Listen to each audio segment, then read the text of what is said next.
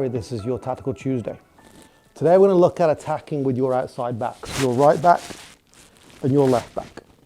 In the modern day game, these players can be very good attacking outlets for you. First, the most important thing is making sure you have the right players in this position that have the capacity, the physical endurance to make these runs consistently throughout the game.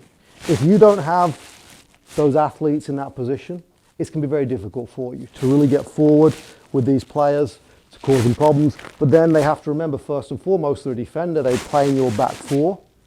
They have to get back and defend. So establishing you have the right player to play in those positions before you go and pick this style or this way of playing is very important.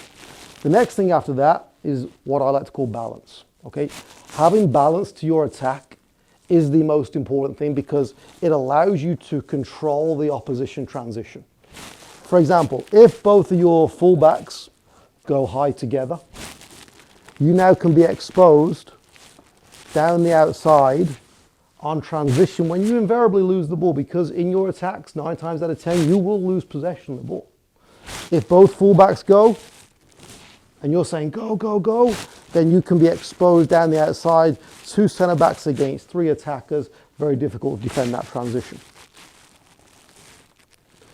First, the easiest thing to do is just to establish one go and one stays, and you almost become a back 3 defending behind the ball. That's the easiest way to give yourself a little bit of security at the back. So if you lose the ball and the opposition attacks out of it, at least you have the extra body, the extra player now to maybe control some of those wide spaces that the opposition might attack into. To go a little bit deeper on that, and this is really comes down to what type of system you play.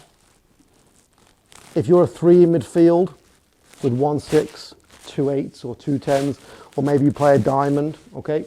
The relationship between your 8 and fullback is very important. If both go, it can leave you exposed.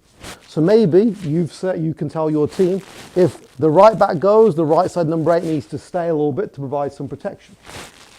If both go, the opposite number 8 becomes super important, because now you can slide around with your 6 and 8 to give a little bit of protection underneath in there as well.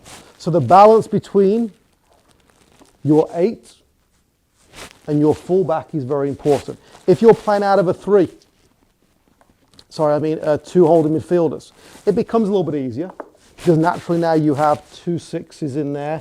So when your fullbacks go, you already have that balance. That's an easy way to do it if you're out of a 4-2-3-1 maybe. Fullbacks can go knowing that, hey, we've got 2 centre backs, opposite fullbacks staying back in, and 2 6s behind the ball to control opposition transition.